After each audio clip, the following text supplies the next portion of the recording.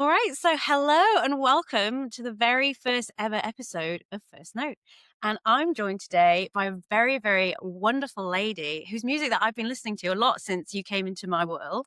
And I think you're absolutely fantastic. Gabrielle, do you want to introduce yourself and kind of give us a little overview about who you are and why music's so important to you? Yeah. Well, firstly, thank you so much for having me as your first guest on this amazing podcast. I'm so honored. My name is Gabrielle Ornate, and I make music that I guess can be classified as modern alternative rock, but with ancient soul. I love incorporating lots of cultural influences. I love reading books, poetry, and I like to create my own mythologies and philosophies within my lyrics.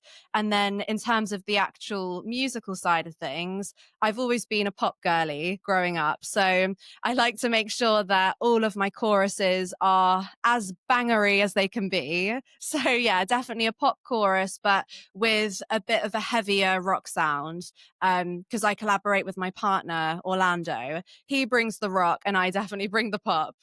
That's fantastic. And I actually found that when I first listened to you, that I couldn't think of any other artist that sounded like you do. I Oh, feel that you wow. really, really unique twist on music. What for you, what built you to that point? How did you start? Where did you begin? What brought you to music? I think it all began when I was literally a toddler. I seem to remember one of my grandparents, they had this upright piano, a really old walnut piano in their living room.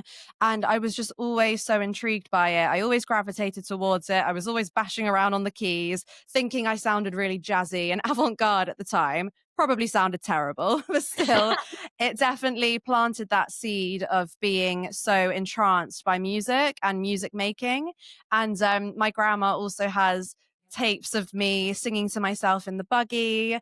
And back in the day on the old radios, you could connect a microphone, I think, or sing into the radio, and then it would record it onto a tape. And I used to love doing that. Every time I went to my grandma's house, I'd just be like, can I sing into the radio? Can I sing into the radio? And yeah, I would just come up with random melodies. I don't know why or how it came to me, but I think children have this natural ability in whatever form it is. And for me, it was coming up with songs. That's brilliant. And were your family always encouraging of you? Have you found that your family's been someone that have lifted you up, or have you found like Yes. the other way? No, they've definitely been very supportive, which is so lovely. And it makes things easier because obviously going down a musical path is a bit more unconventional. And in this day and age, everything's so uncertain. But my dad is also really obsessed with music. In particular, for him, he actually loves classical music. And I do think that seeped into my subconscious as well. Growing up, every Friday night or every weekend, he would be blasting random symphonies from his hi-fi room. Yes, he's that obsessed that he has his own hi-fi room. I And love my that. sister and I would just be falling asleep with the distant sounds of classical music. So 100% that's had a major impact on me. I think it's also encouraged more unusual harmony, like choice of chords. I don't tend to go for typical chord progressions. Or if I do go for a more familiar progression, there's something unusual about it. Like I've added other notes so it sounds more colorful. And I also really love ambiguous harmony. That's really interesting. And I find as well, like with classical music, I find that I used to do that too when I was younger. I used to get the Mm. CD that came free with the paper with Oh, classical music on. cool.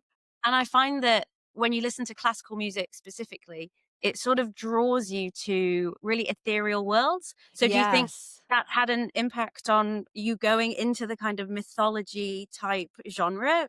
Do you feel like Yes, classical music? definitely.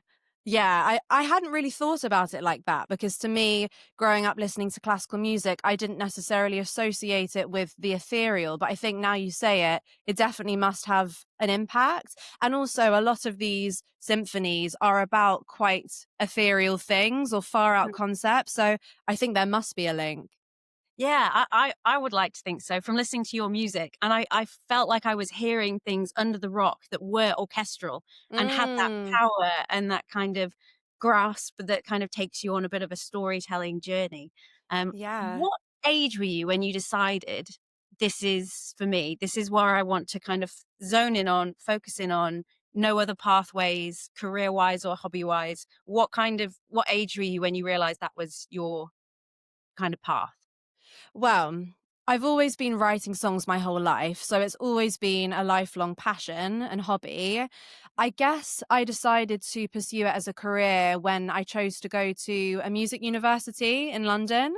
At the time, I was writing songs with my best friend, Daniela, and she found out about this institution kind of near Camden, and I hadn't heard of it before. Previously, I was considering going to one of the standard unis and studying something like English literature because, again, I love writing creatively. So I would have been happy going down a literature path. But because I so loved writing songs by myself and with Daniela, I decided to go and study at ICMP. And I think that definitely flipped a switch in my mind in terms of realizing that I can actually pursue this as a career. It doesn't just need to stay as a hobby. Because obviously, my family are really supportive. But I think they also had an eye on having a stable career and making sure that the path I go down is something that can actually sustain me and allow me to be independent financially. And I totally understand that because I guess that's the protective family instinct coming in. But going to the institute, I really understood how I can turn this into a reality. There's always a path, there's always an opportunity, even if it doesn't seem like it in the moment. You never know what's around the corner. That's really inspiring. That's super cool. And were you afraid? Did you have any? Because I know when I was younger, I was kind of like, oh yeah, but it'll be fine. I kind of Mm. didn't really take in when I became a photographer the practicalities of what that life would look like. Did you have any fear around that, or were you just like, let's go, let's gear up and Um, well, I was really, really excited to study songwriting at university. So I think the excitement took over and made me really present, in the present moment, just enjoying what I was doing. But during the course, we did learn about future prospects. So it obviously made me think about what could be in the future. But I think I try and live in the present moment as much as possible, whilst obviously thinking about the future and being organized and mature and just practical. But I try not to dwell too much on the past or future because it can tie you down. And I think if you're as open in the present moment to any opportunity that will come around, I feel like you're happier for it anyway. yeah. Sometimes when you dwell too much on the past, you can't appreciate what you're actually experiencing in the present moment. And also, if you're worried too much in the future, again, it takes you away from the present moment. So I try and live in this kind of state of balance and being in tune with whatever I'm engaging with in the now. So yeah, I was maybe a tiny bit maybe concerned is too strong of a word. I was aware of the future and the fact that it might not work out or it might, but I was also trying to tell myself, no, it's okay, just enjoy the now and whatever will be will be.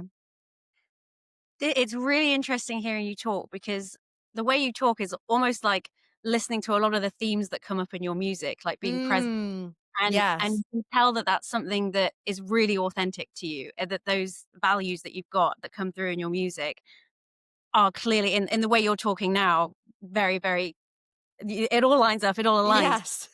What happened in your life that took you to that path of would you call it being spiritual? Would you call it being, attuned? What would you call it, and what brought you to that nature, that kind of theme? I'd say, yeah, it is definitely spiritual. I know obviously it's really trendy right now to be spiritual, but I actually think that's a good thing because it encourages well-being and I think everyone should strive for that. I think a combination of things. Firstly, growing up, my family are Jewish, so I was aware of lots of rituals and teachings, ways of being. I personally don't connect with all of those rules. Sometimes I find them a bit stringent, but I like to take the best bits of Judaism and also other religions because I believe there are really good teachings within all of them. So I had, yeah, an eye on the spiritual, I guess you could say. Um, sorry. And growing up, again, my best friend was also on the same wavelength as me.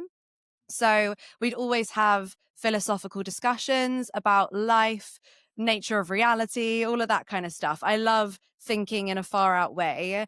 And yeah, just striving to be as happy as I can be.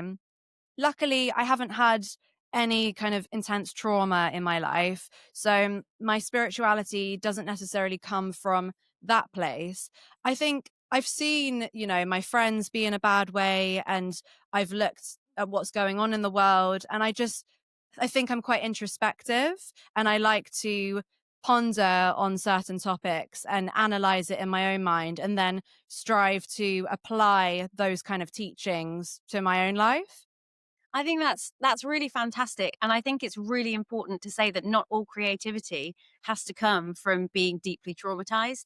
You can Yeah. have a quite nice, even life and still find that kind of fire within you. You don't have to suffer, I think, to be able to create art, and I think Yeah. that's an important thing that people know. Um, I see a lot of artists going out there, and I think I can see them going kind of down a dark hole or a dark path Mm. inspiration, and that can be so dangerous because really what you need to succeed is, balance. Yeah, exactly. And also, with good storytelling, you can tune in to another story that may Yeah, not be your exact life, but that's the whole point of inspiration, I guess, and being creative, that you can create something from nothing. And that yeah, nothing could be a story that's disconnected to you, or a story that's not necessarily your life, but you still resonate with it anyway. yeah. That's wonderful. That's really cool. I like how you're summarizing things. So what was the first song you ever released? What was the first moment where you were like, what defined it? Was it putting it on Spotify? Was it making a YouTube video? What defined your first moment in music? Well, in terms of Gabrielle Ornate, because I was in a band beforehand where we released music, and I feel like I got amazing experience from that, learnt the lessons of what to do, what not to do. My first Gabrielle Ornate release was, I think, back in, was it February 2021? And it was called The March of the Caterpillars. Very quirky title. I actually wrote it whilst I was at university. It was one of my songs that I submitted. And I felt like it was this empowering statement because it was about a caterpillar transforming into a butterfly.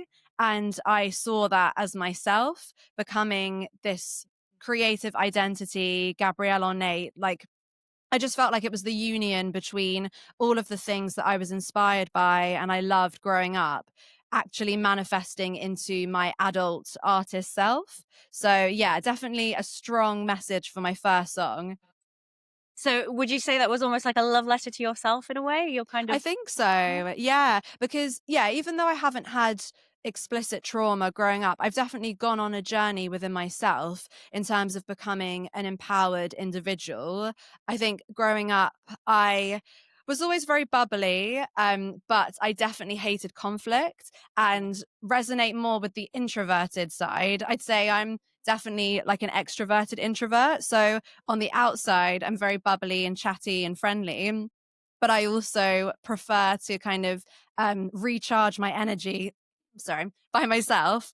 So yeah, I think I struggled a lot with not wanting to offend people and friends growing up, and often putting their preferences or whatever they wanted to do before my own decision Mm. making. And as a result, when that happens, you end up pleasing everyone else, but not yourself. So there was definitely this accumulation of things within my own journey. And once I met Orlando, who I met at university, actually, he was also on the songwriting degree, he definitely allowed me to tap into this more empowered version of myself. And me realizing that putting yourself first doesn't make you selfish in a negative way. Actually, if you make sure that you're happy as a priority, then you can be the best version of yourself for all your loved ones too. And as a result, that's just a better dynamic anyway for everyone involved. So, yeah, all of this was bubbling under the surface and I was evolving. So I feel like The March of the Caterpillars as my first release was this love letter to myself, a kind of pat on the back saying, yeah, you can do it and you are doing it. Oh, that's amazing. And your partner, you say you met at university. At Yeah. what point did you decide that you wanted to work together? Do you have like any opposing sort of techniques or views on music that kind of conflict when you're working together? Or do you find it's quite seamless and you have the same kind of vibes and align quite well? It's definitely yin and yang for sure. So we come from slightly different places, but there's plenty of divergence too. And we feel like we fill in the gaps that the other one might not have, if you know what I mean.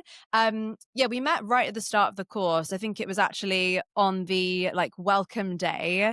And we were in the same first class. So we did collaborate a bit just as part of the assignments and things, and we were friends for a year and a half or so before we got together. So we were laying very strong, solid foundations.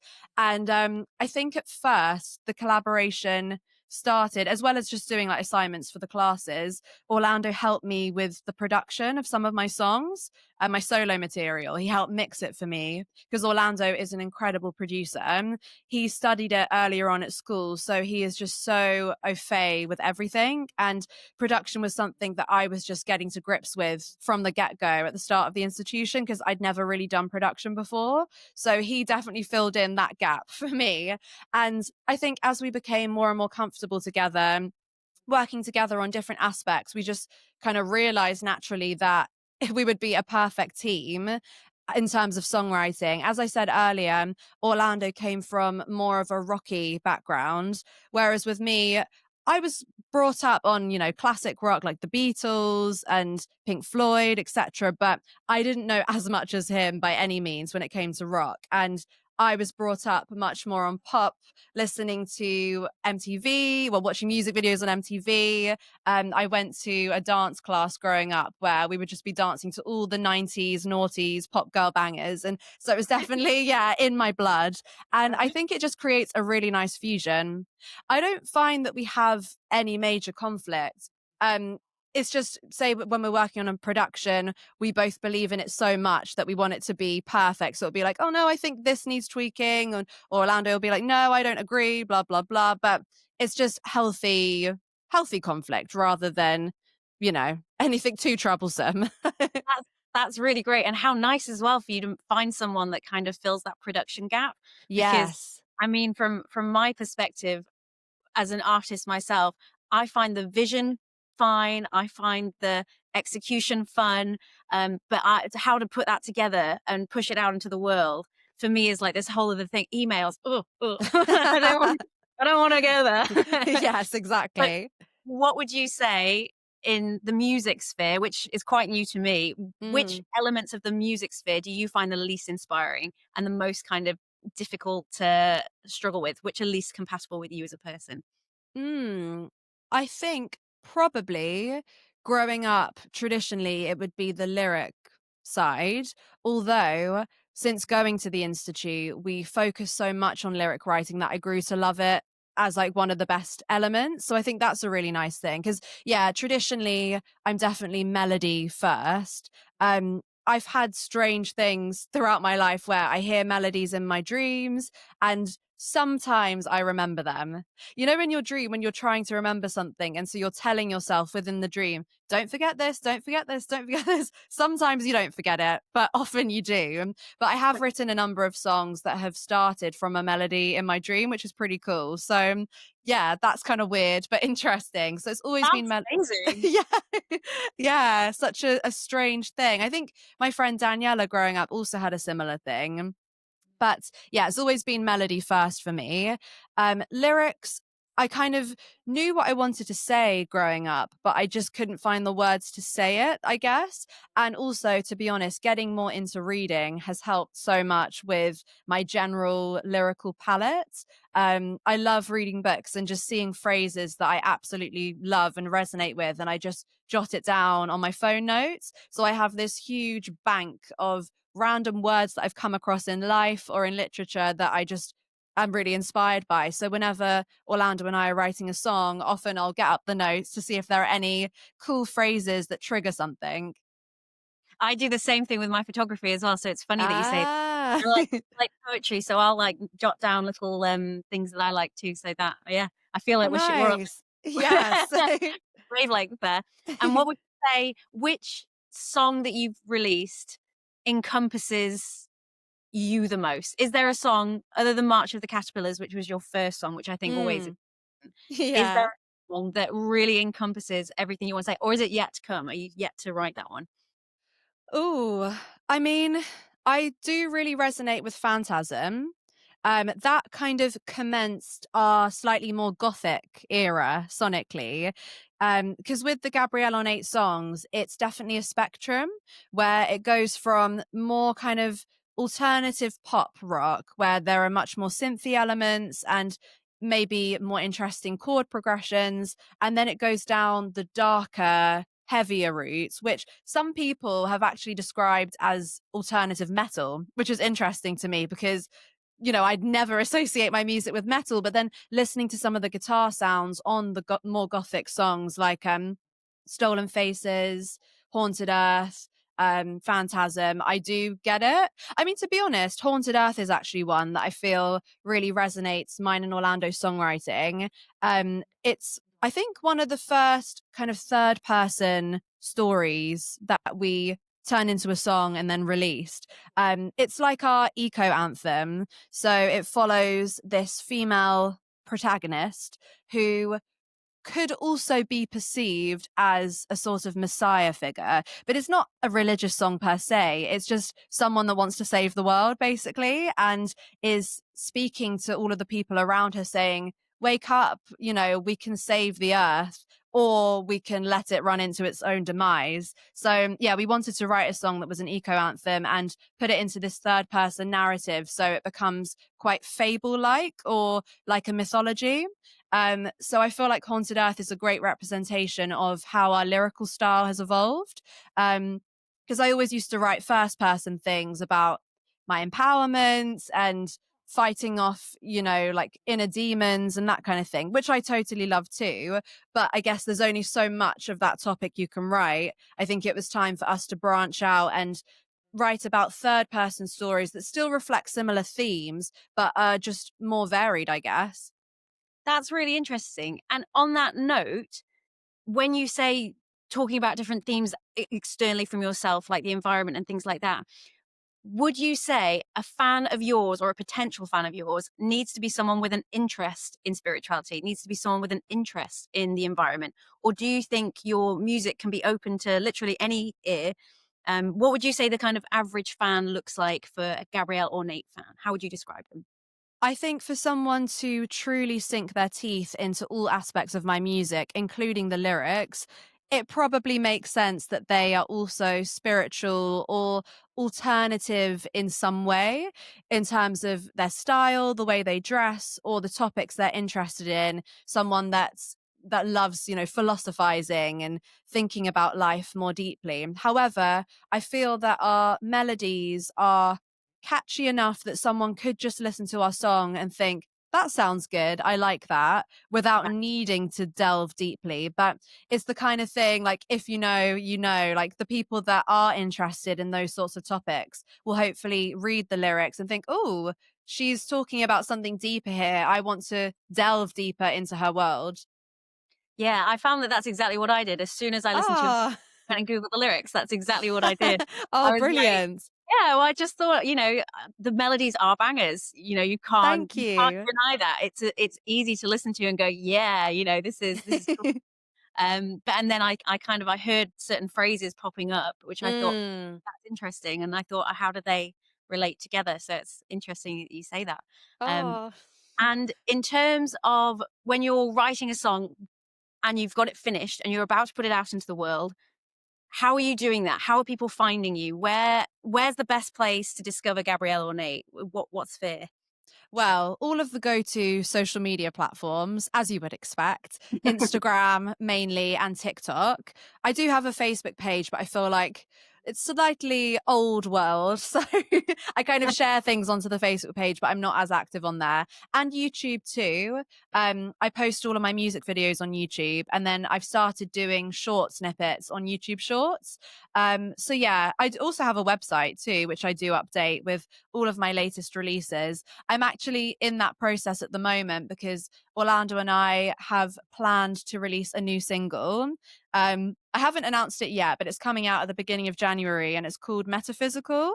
So we went through all the steps. We got it mastered at a studio called Air in London that we absolutely love. And I've just got the cover art back, which I'm so excited about. So I've just been sending it off to the distributor, and I've got some kind of TikTok, Instagram reel style videos promoting and announcing the song that I'm yet to post. How That all sounds really exciting, and Yeah. congratulations, by the way. How do Thank you you. how do you find that being an artist, how do you find that that's compatible with also having to be so active on social media these days? Do you find that something that you're excited by? Do you find it something that really kind of is a bit deflating? A mix? How do you find it? I think the act of having to post literally every day, ideally, is a bit of a chore because that is essentially a different role to being a songwriter or to being a music producer. As a songwriter, all I want to do all day, every day is write songs. I don't really want to be faffing with basically music management, I guess, is what it is. But in this day and age, everything's so different to how the industry was even back in the 90s. So you kind of have to take on those roles that you can't afford to pay for, if you know what I mean. It's like Orlando and I do a lot of music video work, both production and editing. So we film and edit all of our music videos. And we've also started doing it for other artists as well. So that's kind of cool, an interesting branch off. And I do like it because I love the creative side of things, of course. But it's just interesting that if I were an artist back in, say, the 1970s, I wouldn't be expected to do all of these extra bits. It just wouldn't be part of the parcel. But now it is. Yeah, I find as well you're constantly fighting an algorithm, I which you didn't. know. How No. Instagram especially, I think, is really, really bad for it. Did you have a moment where things were climbing and then crashed? Like, I feel like 90% of people I talk to were doing great in the 2016, 2017s, and then everything just carried on declining. Or would you say, because you mentioned your first song for Gabrielle Ornate was 2020, Yes. would you say Yes. you skipped that era and now you're just at the fight, the Instagram fight? Yeah, I think for me, when I first launched myself as Gabrielle Ornate, which was in 2020-ish, when you first do something like that, you have everyone really hooked, really interested because it's this new novel thing. So all of the people from the Institute were really supportive, and that kind of triggered the algorithm favorably. And then I guess as you carry on, you get the people that knew you, say from school, whatever, drop off because they've seen you online now. They're not interested anymore. And then you're stuck with people that genuinely are fans or semi fans who don't know you personally in the real world. So I definitely feel like I was gaining momentum 2020, 21, 22, and then it kind of gradually faded, I guess, a bit. But I kind of topped that up with doing some Instagram ads and also Google ads for the YouTube videos. I've dabbled a bit with TikTok ads, and I found that that's really helped. I've gained a number of followers from all around the world because I like to select different countries.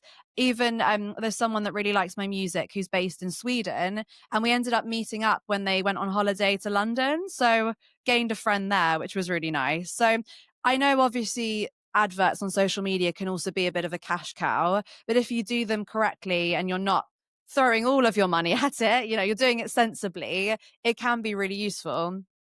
That's so interesting and such a good tip because Mm. I would now, hearing you say that, be so much more open to going and actually investing in ads, and it's good to know that you've seen some comeback from that. Yeah. Went all the way to Sweden.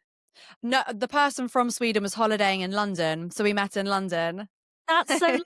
And do you do that Yeah. with fans? Is this like a nice thing that you get to like go and like meet up if you push and ask for it? Is that something that you do, or is I that just a. mean, that was quite kind of spontaneous and serendipitous because we were speaking quite a bit on Instagram message, and she was asking me some advice about playing the bass. And then a few months later, she said, "Oh, by the way, I'm in London if you fancy meeting up in Camden." And I was in London that day. So I said, "Yeah, sure." It doesn't happen all the time. That was just like a special moment. That's so nice though. And it's so nice that, you're able to see your fans on, the level that you'd go and like hang out with them. That's really cool. Yeah, it was really cool. Because you say they've got the teeth into the same stuff as you. So Yes, exactly. Yeah, I feel like because of that, anyone that's a true Gabrielle Ornate fan, we could genuinely become best friends. nice. I like that. All my best friends are people I've met through my own workshops. Oh, amazing. Yeah, I they're love all that. like, "Oh, I love your work," and I'm like, "Well, I love you." So that's really cool. Is there anyone else that you've met through your kind of music journey that is now, other than obviously Orlando, Mm. important part of your life? Is there anyone else that's kind of slid into your life that way?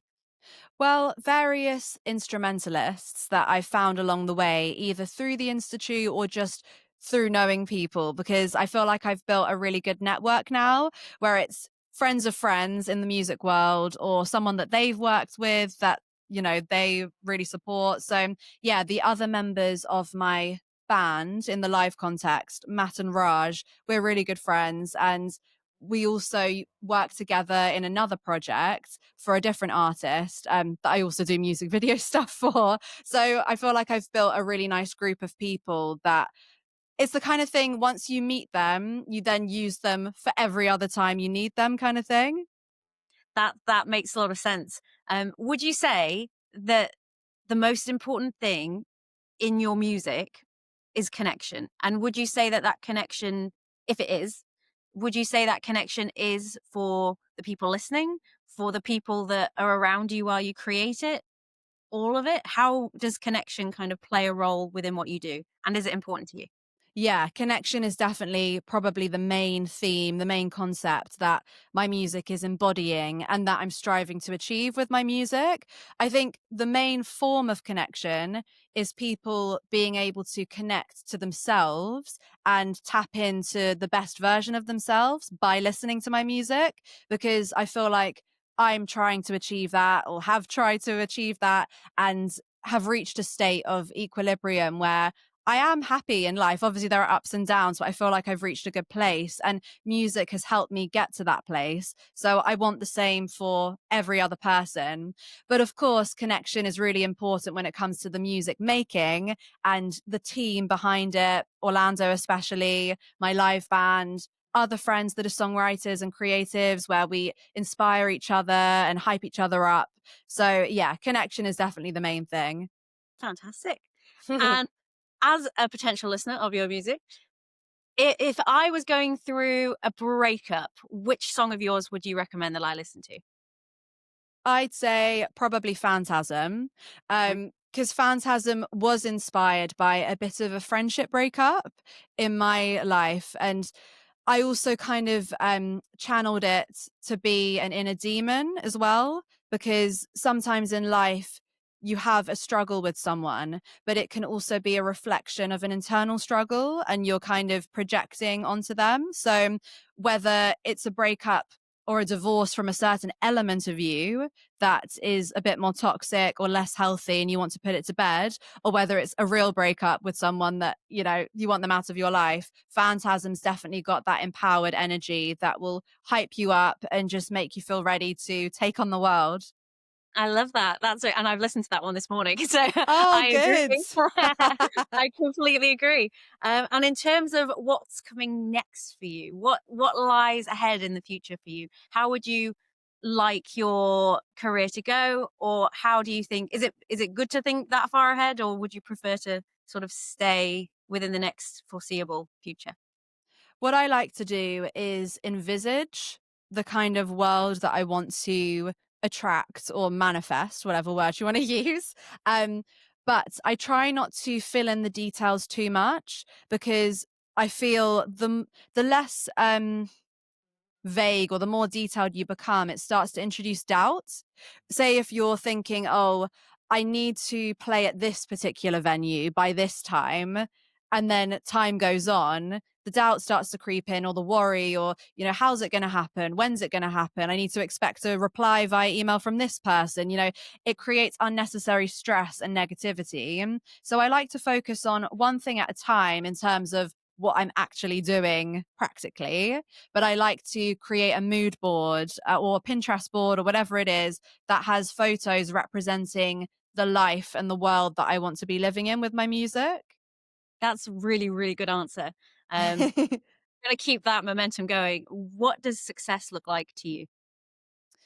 Well, I feel there are different strands of it. In terms of it being a career, success to me is being financially independent with my music. That's something I'm striving to achieve. But in terms of the more ephemeral concept of success, I feel it's maintaining or carrying on creating music that I truly resonate with and I actually really enjoy. Because there's nothing worse than feeling like you're making music for other people that you don't necessarily connect with as much. So that's a big thing. And also seeing other people resonate with my music and have my music actually help them tap into the best versions of themselves or help them get through a tough time or realize that they are more powerful than they think. So yeah, I think those are probably the three main things. Obviously, being financially independent as a career, loving the music that I'm making, and seeing other people truly connect with it and that it helps them too. Fantastic. And I think that is, again, really eloquent and brilliant answer. Good. You're very good at this. You're very, very good at this. Um, oh, wow.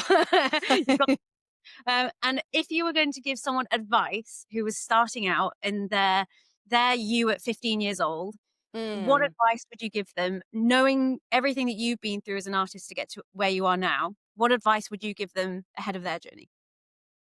I'd say definitely start without any hesitations. Don't hold yourself back.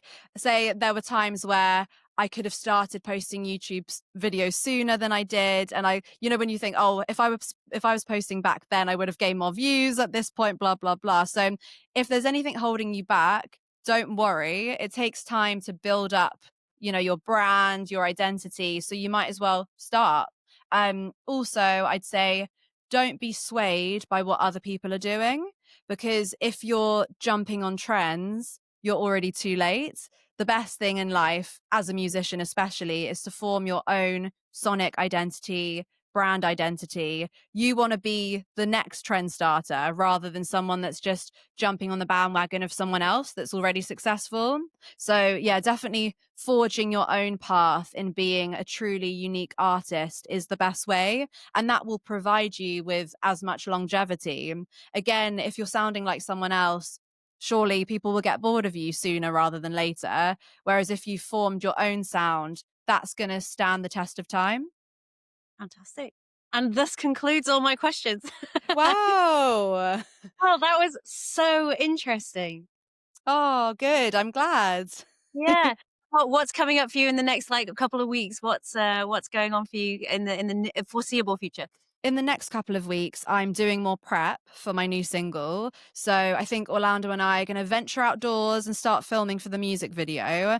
Where we're based in Suffolk, there's so many beautiful places, whether it's ancient, decrepit, kind of declining churches and castles, which are so on point and like the vibe of Gabrielle Ornate.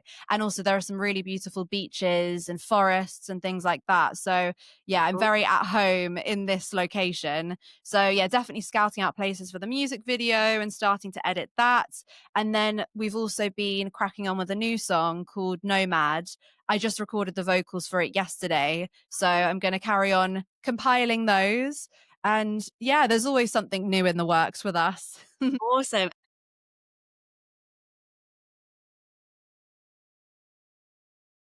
Cool.